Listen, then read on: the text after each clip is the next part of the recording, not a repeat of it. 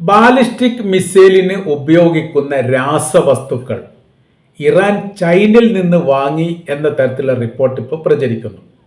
വലിയ പ്രാധാന്യത്തോടു കൂടിയാണ് അന്താരാഷ്ട്ര മീഡിയകളും സോഷ്യൽ മീഡിയയിലടക്കം ഇതിൻ്റെ പ്രചാരണം ഇപ്പോൾ വലിയ രീതിയിൽ നടന്നുകൊണ്ടിരിക്കുന്നത്. പറയുന്നത് അമോണിയം പെർഗുലേറ്റ് എന്ന് പറയുന്ന രാസവസ്തുക്കൾ അല്ലെങ്കിൽ രാസവസ്തു ഇറാന് വേണ്ടിയിട്ട് ചൈന നൽകുന്നു. അവർ തമ്മിൽ അങ്ങനെ ഒരു ഡീലിംഗ് കാര്യങ്ങൾ മുൻപേ ഉണ്ടായിരുന്നു. പല രീതിയിലുള്ള ഇത്തരം രാസവസ്തു കൈമാറ്റവും ചൈനയും ഇറാനും തമ്മിൽ നടത്തിയിട്ടുണ്ട്. പക്ഷെ അതൊന്നും അത്ര വലിയ വിവാദമായിട്ടില്ല. അതിൻ്റെ കാര്യം എന്ന് പറഞ്ഞാൽ യുദ്ധമുഖത്തല്ലായിരുന്നു എന്നതിനാൽ എല്ലാ രാജ്യങ്ങളും നടത്തുന്ന ആയുധ കൈമാറ്റവുമായി ബന്ധപ്പെട്ട കാര്യങ്ങളൊക്കെ യുദ്ധവുമായി ബന്ധപ്പെടുന്ന വിഷയത്തിലാവുന്ന സമയത്ത് വളരെ ശ്രദ്ധിക്കപ്പെടുകയും ചർച്ചയിൽ വരികയും ചെയ്യും. എന്നാൽ ഇത് ചർച്ചയിൽ വരാത്ത ശാന്തമായിരിക്കുന്ന ഒരു അന്തരീക്ഷത്തിൽ പോലും ഇത്തരം കൈമാറ്റങ്ങൾ ചൈന നടത്തിയിട്ടുണ്ട് ഇറാന് വേണ്ടിയിട്ട് എന്ന് പറയുന്നു. 1000 ടൺ രാസവസ്തുക്കളെങ്കിലും ഇങ്ങനെ കൈമാറ്റം ചെയ്യപ്പെട്ടിട്ടുണ്ട് എന്നുള്ളതാണ് കണക്ക്.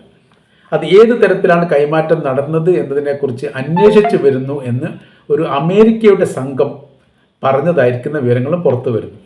കാര്യം ആകാശം വഴിയാണോ കപ്പൽ വഴിയാണോ അതിലെ കരമാർഗം വഴിയാണോ എന്ന തരത്തിലൊക്കെയാണ്. ഇപ്പോൾ ട്രെയിൻ സർവീസുകളൊക്കെ ആരംഭിച്ചത് കൊണ്ട് അങ്ങനെ നടക്കുന്നുണ്ടോ എന്നുള്ള പരിശോധനകളൊക്കെ നടത്തുന്നുണ്ട് എന്നാണ് പറയുന്നത്. ദീർഘദൂര മിസൈലിന് വേണ്ടിയിട്ടാണ് ഇത് ഏറ്റവും കൂടുതൽ ഉപയോഗിക്കുന്നത്.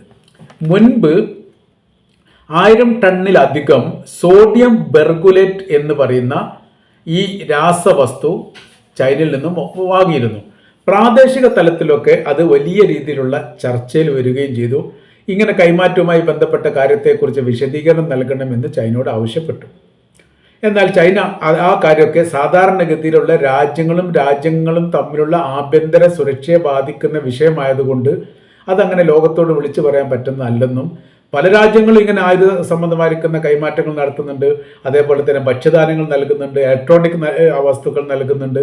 അതൊക്കെ ഒരു വിദേശ നയത്തിൻ്റെ ഭാഗമായിട്ടാണ് നൽകുന്നത് എന്നതിനാൽ ഈ കാര്യങ്ങളൊന്നും പറയാൻ പറ്റില്ല എന്നുള്ളതാണ് ചൈനയുടെ നിലപാട്. ഇറാനോട് ചോദിച്ചിട്ടുണ്ടെങ്കിലും ഇറാൻ അതിനെക്കുറിച്ച് വിശദീകരണ കാര്യങ്ങൾ ചൈന നൽകിയ അത്ര പോലും നൽകിയിട്ടില്ല എന്നാണ്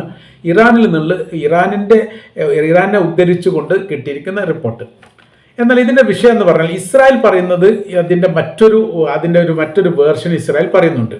ഇങ്ങനെ നൽകിയാൽ ഇറാനെ സംബന്ധിച്ചിടത്തോളം ആയുധങ്ങൾ വാങ്ങുക എന്നുള്ളതും ഇസ്രായേലിനെതിരെ യുദ്ധം ചെയ്യുക എന്നുള്ളതും അവരുടെ താല്പര്യമുള്ള വിഷയമാണ്. മാത്രമല്ല വിശ്വാസത്തിൻ്റെ ഭാഗമായിട്ടാണ് ഇറാൻ ഇസ്രായേലിനെതിരെയുള്ള യുദ്ധത്തെ കാണുന്നത്. ആയതിനാൽ അവരുടെ കൈവശത്തിൽ എത്രത്തോളം ആയുധങ്ങൾ ഉണ്ടോ അത്രത്തോളം അല്ലെങ്കിൽ അതിലധികമുള്ള ആയുധങ്ങളും വാരിക്കൂട്ടുക എന്ന് പറയുന്നത് അവർക്ക് ഇഷ്ടമുള്ള കാര്യമാണ്. മിസൈലുകൾക്ക് ഇന്ധനവുമായി ബന്ധപ്പെട്ട കാര്യത്തിന് ഉപയോഗിക്കുന്ന രാസവസ്തുക്കൾ ഇറാന്റെ കൈവശത്തിലേക്ക് എത്തിയാൽ അത് ഇറാനെ പിന്തുണക്കുന്ന പ്രോക്സി വിഭാഗത്തിൻ്റെ കയ്യിലേക്ക് വളരെ എളുപ്പത്തിൽ എത്തുകയും അവരത് ഇസ്രായേലിനെതിരെ ഉപയോഗിക്കുകയും ചെയ്യും. അതുകൊണ്ട് ഇത് നിയന്ത്രിക്കുന്നതുമായിട്ട് ബന്ധപ്പെട്ട കാര്യത്തെക്കുറിച്ചും ഇതേക്കുറിച്ച് കൃത്യമായിരിക്കുന്ന വിവരങ്ങൾ അന്വേഷിക്കാൻ വേണ്ടിയും ഇസ്രായേൽ അമേരിക്കയോട് ആവശ്യപ്പെട്ടു. എന്നാൽ അമേരിക്കയെ സംബന്ധിച്ചിടത്തോളം അമേരിക്കയും ഇറാനും തമ്മിൽ നല്ല ബന്ധമല്ല, അമേരിക്കയും ചൈനയും തമ്മിൽ നല്ല ബന്ധമല്ല. ഈ രണ്ട് രാജ്യങ്ങളുടെയും ചൈനയുടെയും ഇറാന്റെയും മുഖ്യ ശത്രുവായി നിൽക്കുന്നത് അമേരിക്ക തന്നെയാണ്. അതുകൊണ്ട് അതേക്കുറിച്ച് ഒരു അന്വേഷണം നടത്തുക എന്ന് പറഞ്ഞാൽ അതൊരു പര്യാപ്തമല്ല, അല്ലെങ്കിൽ ലക്ഷ്യത്തിലെത്താൻ വേണ്ടി സാധിക്കുകയില്ല എന്നുള്ളത് ഏറെക്കുറെ ഉറപ്പാണ്. ഇപ്പോഴത്തെ നിലവിലെ സാഹചര്യം എന്ന് പറയുന്നത് മറ്റ് ലോക രാജ്യങ്ങൾ ഇന്ന് അമേരിക്കയെ മാറ്റി നിർത്തിയാൽ മറ്റ് പരമാവധി ലോക സൈനിക ബലവും ശക്തിയുള്ള രാജ്യങ്ങളെല്ലാം ഏറെക്കുറെ മാനസികമായിട്ട് ഒന്നാണ്.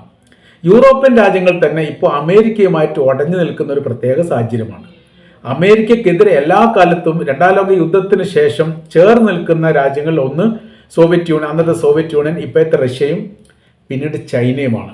ആ ചൈനയോടൊപ്പം പിന്നീട് കൊറിയ ചേർന്നു എന്നുള്ളതാണ്. അങ്ങനെ കൊറിയ ചേർന്ന സമയത്ത് ഒരു ത്രിരാഷ്ട്ര സംവിധാനം അവിടെ ഉണ്ടായി. പിന്നീടാണ് യഥാർത്ഥത്തിൽ ആര് വരുന്നത്, അതിലേക്ക് ഇറാൻ വരുന്നത്. ഇറാൻ വന്നതോടുകൂടി യുദ്ധത്തിൻ്റെ രീതികൾക്കും ആയുധപരമായിരിക്കുന്ന ശേഷിപ്പിനും ആയുധങ്ങൾ ശേഖരിക്കുന്നതിനും അത് നിർമ്മിക്കുന്നതിനും പുതിയൊരു പ്രതലമുണ്ടായി എന്നുള്ളതാണ്. അതിൻ്റെ കാര്യം എന്ന് പറയുന്നത് മുസ്ലിം രാജ്യങ്ങൾക്കിടയിൽ ഇറാനെ പോലെയുള്ള ബലമുള്ള ഒരു സൈനിക ശക്തി, അതോടൊപ്പം തന്നെ ആണവായുധ രാജ്യം ഉണ്ടായി എന്ന് പറയുന്നത് അമേരിക്കയെ സംബന്ധിച്ചിടത്തോളം അവർക്ക് വലിയ രീതിയിലുള്ള ഭയപ്പാടുണ്ടാക്കിയിരിക്കുന്ന കാര്യമാണ്. യൂറോപ്യൻ രാജ്യങ്ങളുമായി എല്ലാ കാലത്തും അമേരിക്ക ഒത്തുപോവുകയും സഹകരിച്ച് നിൽക്കുകയും സാധാരണഗതിയിൽ ചെയ്യാറുണ്ട്. കാരണം അവരുടെയൊക്കെ ആശയങ്ങളും നിലപാടും ഏറെക്കുറെ ഒന്നാണ്. മുസ്ലിം രാജ്യങ്ങളെ സൈനികപരമായ രീതിയിലോ സാമ്പത്തികപരമായ രീതിയിലോ അഭിവൃദ്ധി ഉണ്ടാക്കുന്നതിനെ തടയുക എന്നുള്ളത് മാനസികമായ രീതിയിൽ എല്ലാ കാലത്തെയും അമേരിക്കയുടെ ലക്ഷ്യമാണ്, യൂറോപ്യൻ രാജ്യങ്ങളുടെയും. എന്നാൽ അവർ തമ്മിൽ ഉടക്കുന്ന ഒരു സാഹചര്യം ഉണ്ടാകുന്ന ഉക്രൈൻ റഷ്യ യുദ്ധവുമായിട്ട് ബന്ധപ്പെട്ട വിഷയത്തിൽ ഏകാഭിപ്രായം എടുത്തുകൊണ്ട് മറ്റുള്ള രാജ്യങ്ങളോട് അന്വേഷിക്കാത്ത രീതിയിൽ യുദ്ധവിരാമവുമായിട്ട് ബന്ധപ്പെട്ട കാര്യത്തിൽ ഉക്രൈൻ്റെ കാര്യം തീരുമാനിക്കേണ്ടത് തങ്ങളാണ് എന്ന് പറഞ്ഞുകൊണ്ട് അമേരിക്ക സൗദി അറേബ്യയുമായിട്ട് ഒരു സന്ധി സംഭാഷണം ജിദ്ദയിൽ വെച്ച് കൂടി എന്നുള്ളതാണ്.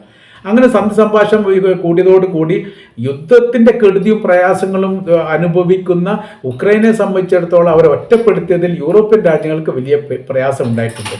മുൻപുണ്ടായ വിഷയങ്ങളും അങ്ങനെ തന്നെയാണ്. മുൻപുണ്ടായ വിഷയം എന്ന് പറയുന്നത് ഉക്രൈനുമായിട്ട് ബന്ധപ്പെട്ട വിഷയത്തിൽ അവരെ യൂറോപ്യൻ യൂണിയനിൽ അംഗത്വമാക്കുന്നതുമായി ബന്ധപ്പെട്ടതാണ് പ്രശ്നത്തിൻ്റെ ഉത്ഭവം തന്നെ ഉണ്ടാകുന്നത്. അതിന് ഞങ്ങൾ അംഗീകരിക്കില്ലെന്നാണ് റഷ്യ പറഞ്ഞത്. യുദ്ധാരംഭം എന്ന് പറയുന്നതിൻ്റെ പ്രധാനമായിരിക്കുന്ന ഘട്ടം പറയുന്നത് യൂറോപ്യൻ യൂണിയനിലെ അംഗത്വമായിട്ട് ബന്ധപ്പെട്ടതാണ്. അത്രയും വലിയ സങ്കീർണമായിരിക്കുന്ന ഒരു വിഷയങ്ങൾ അവിടെ ഉണ്ടാവുന്ന സമയത്ത് അവരെ മാറ്റി നിർത്തിയ രീതി ശരിയല്ല എന്ന് പറഞ്ഞുകൊണ്ട് യൂറോപ്യൻ രാജ്യങ്ങൾ അമേരിക്കക്കെതിരെ നിലപാടെടുക്കുകയും അവർ ഫ്രാൻസിൽ വെച്ച് ഉക്രൈൻ സഹായ സംവിധാനം അല്ലെങ്കിൽ ഉക്രൈന് പിന്തുണ എന്ന് പറയുന്ന രീതിയിൽ ഒരു മീറ്റിംഗ് നടത്തുകയും ചെയ്തു. അതോടുകൂടി ആ മീറ്റിംഗിൽ പ്രധാനമായിരിക്കുന്ന കക്ഷിയായിട്ട് പറയപ്പെട്ട ബ്രിട്ടനാണ്. ബ്രിട്ടനും അമേരിക്കയും എല്ലാ കാലത്തും ചേർന്ന് നിൽക്കുന്ന സൗഹൃദം പങ്കിടുന്ന വലിയ രാജ്യങ്ങളുടെ ലിസ്റ്റിലാണ്, അല്ലെങ്കിൽ വലിയ ചേർന്ന് നിൽക്കുന്ന സുഹൃത്ത് രാജ്യങ്ങളുടെ ലിസ്റ്റിലാണ് ബ്രിട്ടനും അമേരിക്കയും എല്ലാ കാലത്തും ഉണ്ടായത്. ഈ വിഷയത്തോടു കൂടി അവർ തമ്മിൽ ഒടക്കി പിരിഞ്ഞു എന്നുള്ളതാണ്. ഞങ്ങൾക്ക് ഞങ്ങളുടേതായിരിക്കുന്ന ഞങ്ങളും നിലപാടുകളുണ്ട്, ഏകാധിപത്യപരമായ രീതിയിലുള്ള സമീപനങ്ങളൊക്കെ അമേരിക്കയുടെ ഭാഗത്ത് ഉണ്ടാകുമ്പോൾ അതിനെ കണ്ണുപൂട്ടി പിന്തുണക്കുക എന്ന് പറഞ്ഞാൽ ബ്രിട്ടനെ സംബന്ധിച്ചിടത്തോളം അവരുടെ ഭരണഘടനാ വിരുദ്ധമായിരിക്കുന്ന പ്രവൃത്തിയാണ്, ഞങ്ങളത് ചെയ്യില്ലെന്ന് ബ്രിട്ടൻ തുറന്നു പറഞ്ഞതോടുകൂടി അമേരിക്ക ഏറെക്കുറെ ഈ വിഷയത്തിൽ ഒറ്റപ്പെടുന്ന സ്ഥിതിയായി. അങ്ങനെയാണ് ഇവിടെ ഈ ചർച്ചാ സംബന്ധമായിരിക്കുന്ന കാര്യത്തിൽ അമേരിക്കയുടെ നയങ്ങളും നിലപാടുകളും അല്ല യഥാർത്ഥത്തിൽ ഉക്രൈൻ്റെ നയ നിലപാടുകൾ എന്ന് ഫ്രാൻസും ബ്രിട്ടനും സംയുക്തമായ രീതിയിൽ പറയുകയും ചെയ്തു. ഏറെക്കുറെ അവരങ്ങനെ ഒറ്റപ്പെട്ടു പോയിരിക്കുന്ന സ്ഥിതി, അമേരിക്ക ഒറ്റപ്പെട്ടു പോയിരിക്കുന്ന സ്ഥിതിയാണ്. അപ്പോൾ യൂറോപ്യൻ രാജ്യങ്ങൾ യഥാർത്ഥത്തിൽ അമേരിക്കയോടൊപ്പം ചേർന്ന് നിൽക്കാത്ത ഒരു ഒറ്റ കാരണം കൊണ്ടാണ് ചെങ്കടലുമായി ബന്ധപ്പെട്ട യുദ്ധത്തിൽ അമേരിക്ക പൂർണ്ണമായിരിക്കുന്ന പരാജയം അനുഭവിക്കാനുള്ള പ്രധാനമായിരിക്കുന്ന കാര്യം. അറബ് രാജ്യങ്ങൾ സഹകരിക്കാത്തത് ഒരു വിഷയമാണെങ്കിൽ അതോടൊപ്പം തന്നെ അറബ് രാജ്യങ്ങൾ സഹകരിച്ചിട്ടില്ലെങ്കിലും യൂറോപ്യൻ രാജ്യങ്ങൾ അമേരിക്കയുടെ നേതൃത്വത്തോടൊപ്പം ചേർന്ന് നിൽക്കുക എന്നുള്ളത് കാലോചിതപരമായി ചെയ്യുന്നതാണ്. ഈ പ്രാവശ്യം അങ്ങനെയൊന്നും ഉണ്ടായില്ല. അങ്ങനെ ഉണ്ടാവാത്തൊരു സ്ഥിതി വന്നപ്പോൾ അമേരിക്കയെ സംബന്ധിച്ചിടത്തോളം അവർക്ക് വലിയ രീതിയിൽ നാണക്കേടുണ്ടായി. റഷ്യയുമായിട്ട് ബന്ധപ്പെട്ട അല്ലെങ്കിൽ റഷ്യൻ ഉക്രൈൻ യുദ്ധവുമായിട്ട് ബന്ധപ്പെട്ട കാര്യത്തിലൊരു മധ്യസ്ഥരായി നിൽക്കാൻ വേണ്ടി തങ്ങൾക്ക് താല്പര്യമില്ലെന്ന് അമേരിക്ക പറഞ്ഞത് യൂറോപ്യൻ രാജ്യങ്ങളുടെ അകൽച്ചയോട് കൂടിയാണ്. മാത്രവുമല്ല, യമനെ ആക്രമിക്കുന്ന കാര്യത്തിൽ അമേരിക്കയും ബ്രിട്ടനും സംയുക്തമായി ചേർന്നുകൊണ്ടാണ് ആക്രമണം നടത്തിയത്. 15 തവണയെങ്കിലും അമേരിക്കയും ബ്രിട്ടൻ്റെയും സംയുക്തമായിരിക്കുന്ന സേന ചെങ്കടലിൽ നിന്ന് യമന്റെ അതിർത്തി കടന്നുകൊണ്ട് ആ രാജ്യത്തെ ആക്രമിച്ചിട്ടുണ്ട്. സന കേന്ദ്രീകരിച്ചുകൊണ്ട്, തലസ്ഥാനമായിരിക്കുന്ന സന കേന്ദ്രീകരിച്ചുകൊണ്ടുള്ള അക്രമം വിപുലീകരിക്കുന്നതിൽ ബ്രിട്ടൻ വലിയ പങ്ക് വഹിച്ചിരുന്നു. ബ്രിട്ടനും വലിയ രീതിയിൽ തിരിച്ചടി ഉണ്ടായി, അമേരിക്കക്കും വലിയ തിരിച്ചടി ഉണ്ടായി. എന്നാലും സംയുക്തമായ രീതിയിൽ നീങ്ങാന്നൊക്കെ ധാരണ ഉണ്ടെങ്കിൽ പോലും തിരിച്ചടിക്ക് മുമ്പിൽ ബ്രിട്ടൻ ആദ്യം തന്നെ കൈയൊഴിഞ്ഞു. ഞങ്ങൾ ചെങ്കടലുമായിട്ട് ബന്ധപ്പെട്ട യുദ്ധത്തിലില്ലെന്ന് പറഞ്ഞ് അവർ അമേരിക്കയുമായിട്ട് പിരിയുകയും ചെയ്തു. ഇപ്പോഴത്തെ സാഹചര്യങ്ങൾ എന്ന് പറയുന്നത് ബ്രിട്ടനും അമേരിക്കയും ഏറെക്കുറെ ഇപ്പോൾ ഓരോരോ നിമിഷം അകന്നുകൊണ്ടിരിക്കുന്നത്. ഇത് അമേരിക്കയ്ക്ക് വലിയ ക്ഷീണം ഉണ്ടാകുന്നു. കാരണം യൂറോപ്യൻ രാജ്യങ്ങൾ യഥാർത്ഥത്തിൽ എന്താവുന്നില്ല, സഹകരിക്കുന്നില്ല. അതിൻ്റെ എല്ലാം കൂടി ഈ സ്ഥിതികൾ നിൽക്കുന്ന സമയത്താണ് ഇറാൻ്റെ ആയുധ നിർമ്മാണവുമായിട്ട് ബന്ധപ്പെട്ട വലിയ രീതിയിലുള്ള വിവാദങ്ങളും വിഷയങ്ങളും നടക്കുന്നതിനോടനുബന്ധിച്ച് ചൈനക്ക് ഇറാനിൽ എന്ത് കാര്യം എന്ന് ചോദിച്ചുകൊണ്ട് ഇസ്രായേലി ടൈംസ് ഒരു ലേഖനം എഴുതിയിരുന്നു. ആ ലേഖനത്തിൽ തുടർച്ചയായ രീതിയിൽ പറയുന്നത് ആയുധ കൈമാറ്റവുമായി ബന്ധപ്പെട്ട കാര്യത്തിൽ അവർ ഒന്നിച്ചിരിക്കുന്നു എന്നുള്ളതാണ്. ഈ അറബ് രാജ്യങ്ങളും ചൈനയുമായിട്ട് ബന്ധപ്പെട്ടുള്ള ഒരു സഹകരണ കാര്യങ്ങളൊന്നും മുൻപ് കാലങ്ങളിലൊന്നും ഇല്ലായിരുന്നു. അതിൻ്റെ കാര്യം എന്ന് പറയുന്നത് പ്രത്യയശാസ്ത്രപരമായിരിക്കുന്ന അകൽച്ചകൾ, ഇസ്ലാമിക പ്രത്യയശാസ്ത്രം, കമ്മ്യൂണിസ്റ്റ് പ്രത്യയശാസ്ത്രം ആശയപരമായ രീതിയിൽ വല്ലാത്ത രീതിയിൽ അകന്നു നിൽക്കുന്നതായതുകൊണ്ട് ചേർന്ന് നിൽക്കാൻ വേണ്ടി അറബ് രാജ്യങ്ങൾ താല്പര്യമില്ലായിരുന്നു. എന്നാൽ ഇറാൻ അങ്ങനെയല്ല മനസ്സിലാക്കി. ഇറാൻ ശത്രുവിൻ്റെ ശത്രു മിത്രം എന്ന തരത്തിൽ അമേരിക്കക്കെതിരെ ആരാണോ നയങ്ങളും നിലപാടും എടുക്കുന്നത് അവരോടൊപ്പം ചേർന്ന് നിൽക്കുക എന്നുള്ളത് കൃത്യമായിരിക്കുന്ന ലക്ഷ്യത്തിൽ നമ്മൾക്ക് എത്തിക്കാൻ സാധിക്കുമെന്ന് മനസ്സിലാക്കി കമ്മ്യൂണിസ്റ്റ് രാജ്യമായിരിക്കുന്ന സോവിയറ്റ് യൂണിയനോടും കമ്മ്യൂണിസ്റ്റ് രാജ്യമായിരിക്കുന്ന ചൈനയോടും താല്പര്യം കാണിക്കുകയും ചേർന്ന് നിൽക്കുകയും ചെയ്തു. അതിൻ്റെ ഗുണം അവരിപ്പോൾ അനുഭവിക്കുന്നു. ഇപ്പോഴത്തെ സ്ഥിതി എന്ന് പറഞ്ഞാൽ അന്വേഷണവുമായിട്ട് ബന്ധപ്പെട്ട കാര്യത്തിൽ ഇനി അമേരിക്ക എന്ത് ചെയ്യും എന്നുള്ളതാണ്. അമോണിയം ബെർഗുലേറ്റ് ആണ് വലിയ രീതിയിൽ 1000 ടണ്ണെങ്കിലും ഈ രാസവസ്തുക്കൾ ചൈന ഇറാന് നൽകി. ചൈന അത് ഇറാൻ്റെ കൈവശത്തിലെത്തി അത് കൃത്യമായ രീതിയിൽ ഉപയോഗിച്ചുകൊണ്ട് ആയുധ നിർമ്മാണത്തിലേക്ക് തന്നെ ലക്ഷ്യം കാണിക്കുകയും ആ ലക്ഷ്യം കണ്ടുകൊണ്ട് ആക്രമിക്കാൻ സംവിധാനമുള്ള മിസൈലുകൾ നിർമ്മിച്ച് നൽകപ്പെട്ട രാജ്യത്തിന് വിൽപ്പന നടത്തുകയും ചെയ്യുക എന്നുള്ളത് സാധാരണ ഇറാൻ ചെയ്യാറുള്ളതാണ്. അപ്പോൾ അവരുടെ കൈവശത്തിൽ ഇത്രയും ആയുധങ്ങൾ ഉണ്ട് എന്ന് സമ്മതിക്കേണ്ട ഒരു സ്ഥിതിയിലേക്കാണ് യഥാർത്ഥത്തിൽ ഇപ്പോൾ അമേരിക്കയും ഇസ്രായേലും എത്തിയിരിക്കുന്നത്.